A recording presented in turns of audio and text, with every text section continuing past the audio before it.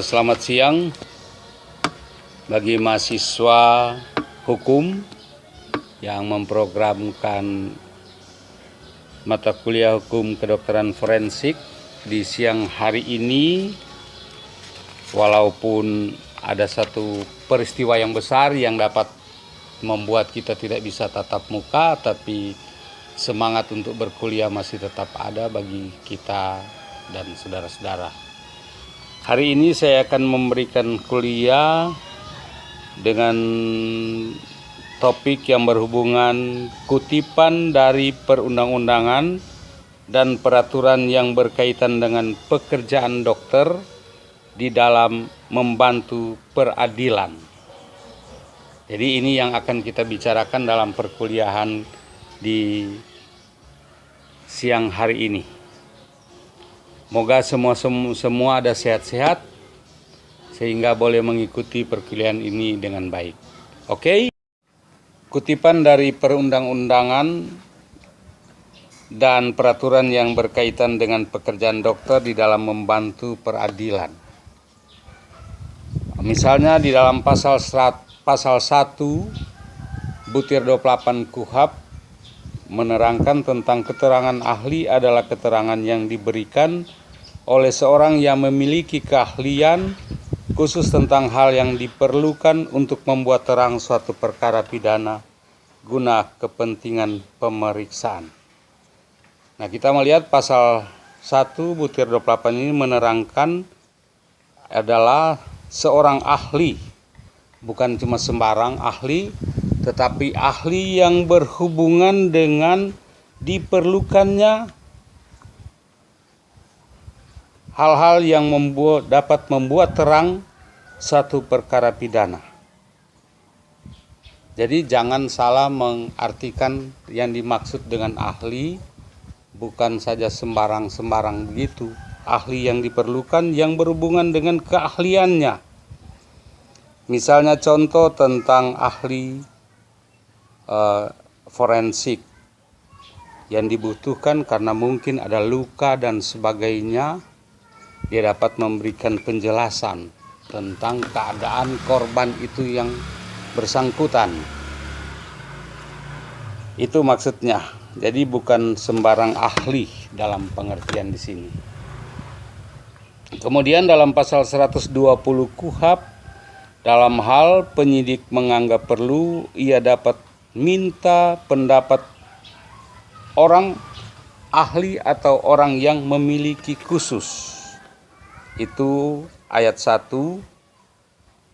dari pasal 120 KUHP. Kemudian ayat 2-nya, ahli tersebut mengangkat sumpah atau mengucapkan janji di muka penyidik bahwa ia akan memberikan keterangan menurut pengetahuan yang sebaik-baiknya.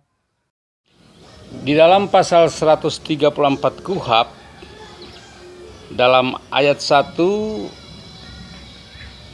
sangat diperlukan di mana untuk kepentingan pembuktian bedah mayat tidak mungkin lagi dihindari oleh penyidik. Wajib memberitahukan terlebih dahulu kepada keluarga korban. Ayat 1 ini memberikan hak kepada penyidik untuk melakukan bedah mayat. Tapi dilakukan oleh dokter ahli, ya. Bukan penyidik yang melakukan bedah mayat, tapi memintahkan kepada dokter ahli yang berhubungan dengan keadaan korban itu, maka dilakukan bedah mayat. Ini sangat dilihat oleh penyidik, sangat diperlukan untuk membantu kepentingan penyidikan. Hal ini mungkin ada dugaan bahwa mayat ini mati dalam keadaan tidak wajar.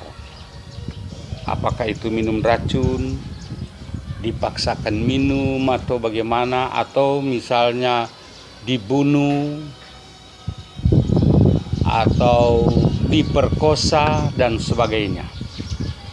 Jadi ada hal-hal yang membuat dugaan keras dari seorang penyidik perlu untuk melakukan bedah mayat terhadap mayat tersebut.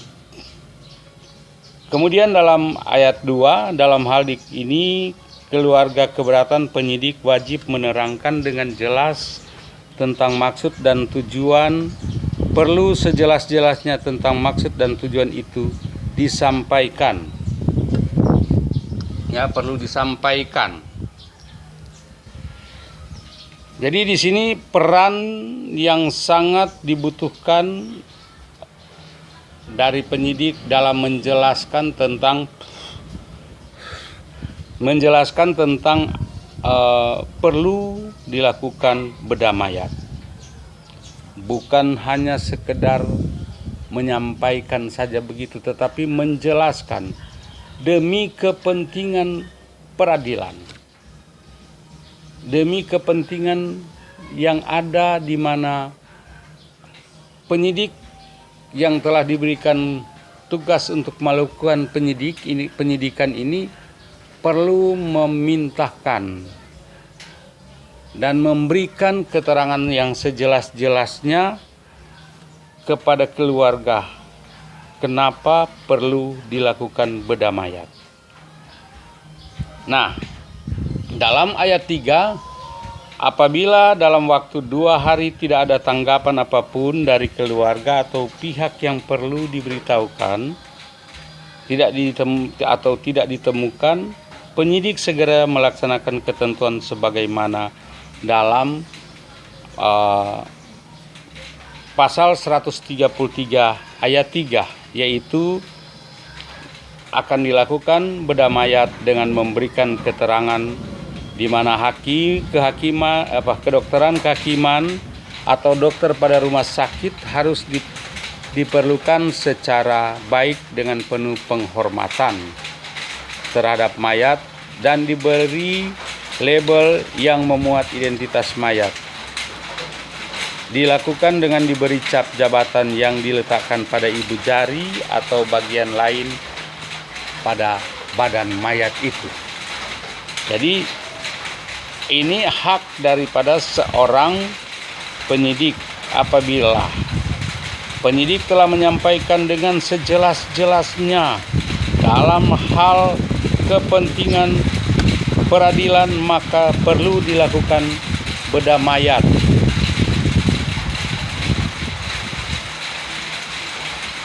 Seharusnya keluarga dapat menerima, sehingga dugaan-dugaan yang ada terhadap keadaan mayat itu dapat dibuktikan secara medis, dari dokter ahli, bahwa mayat ini mati karena dibunuh dengan benda tajam atau dengan benda keras, atau mayat ini juga telah diperkosa. Kalau misalnya seorang wanita telah diperkosa dan kemudian dibunuh dan sebagainya. Itu yang perlu diperhatikan, sehingga perlu dilakukan bedah mayat. Kemudian dalam pasal 170 juga ada yang menerangkan seperti yang saya jelaskan tadi, tentang karena pekerjaan, harkat, martabat atau jabatannya diwajibkan menyimpan rahasia. Hal ini dapat diminta dibebaskan dari kewajibannya untuk memberikan keterangan tentang keadaan yang dibutuhkan. Tetapi hakim juga harus mencari hal-hal yang dapat dipercaya tentang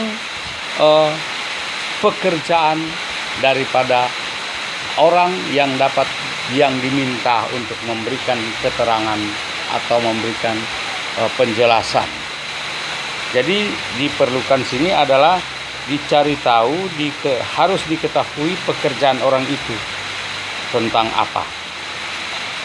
sehingga kepadanya boleh tidak dapat memberikan apa yang dimaksudkan dalam kebutuhan sebagai seorang ahli. Kemudian setiap orang yang diminta pendapatnya sebagai ahli kedokteran, kehakiman atau dokter ahli hanya wajib memberikan keterangan ahli demi keadilan. Semua ketentuan tersebut di atas untuk saksi berlaku juga bagi mereka yang memberikan keterangan ahli, dengan ketentuan bahwa mereka mengucapkan sumpah atau janji akan memberikan keterangan yang sebaik-baiknya dan yang sebenar-benarnya menurut pengetahuan dalam bidang keahliannya.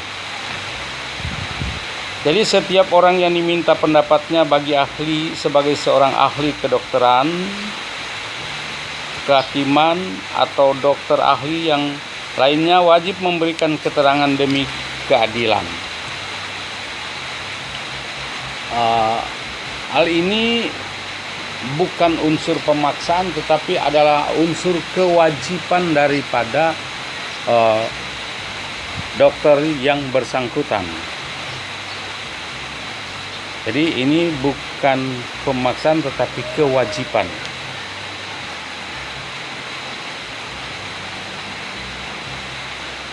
Kemudian di dalam pasal 168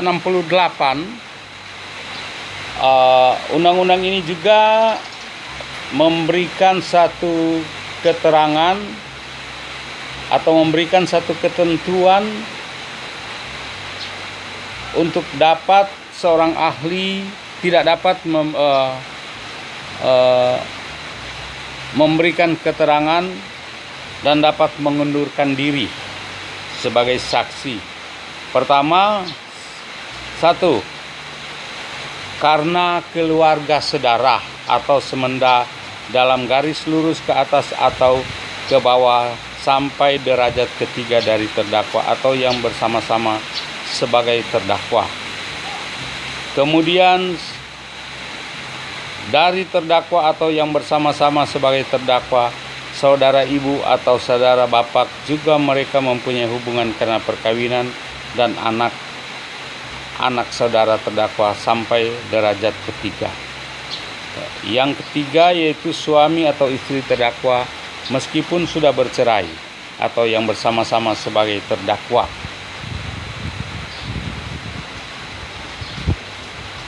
Jadi pasal ini, pasal 168 melarang untuk dapat memberikan keterangan, untuk dapat memberikan penjelasan sebagai ahli kalau yang bersangkutan itu misalnya seorang dokter ada hubungan darah dari garis lurus ke atas maupun garis lurus ke bawah sampai pada keturunan yang ketiga, atau yang bersangkutan juga itu adalah seorang terdakwa, tersangka dalam peristiwa itu. Jadi dia tidak boleh memberikan satu keterangan sebagai ahli. Ini dilarang oleh pasal 168. Kemudian dari terdakwa, saudara dari terdakwa atau yang bersama-sama sebagai terdakwa, saudara ibu atau saudara bapak, juga mereka mempunyai hubungan karena perkawinan dan anak saudara terdakwa sampai derajat ketiga. Ini hal ini juga tidak dikehendaki oleh pasal 168 KUHP.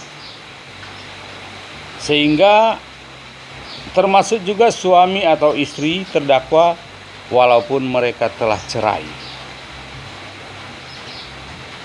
Ketiga ini tidak dapat memberikan keterangan sebagai ahli dalam satu perkara karena ada hubungan darah, hubungan terhadap kasus itu sendiri dengan yang akan memeriksa, Oleh sebab itu tidak boleh, menurut pasal 168, tidak boleh dapat keterangan ahli dari mereka. Jadi kalau dengan demikian pasal 168 ini sudah memberikan batasan, tidaklah dapat dilakukan keterangan, maka dilarang untuk mengambil ahli seperti yang dimaksud dalam 168 KUHP ini. Saya kira kuliah kita sampai sini dulu sehubungan dengan keterangan ahli. Nanti kemudian saya akan memberikan tugas terhadap saudara-saudara mahasiswa supaya lebih baik dan pengetahuan kita lebih lebih baik juga. Oke. Pekerjaannya dia menulis apa yang telah dia lihat, dan dia cantumkan di dalam sebuah surat tentang keadaan korban itu, tentang keadaan luka atau keadaan mayat pada waktu dia lakukan pemeriksaan atau dilakukan bedah.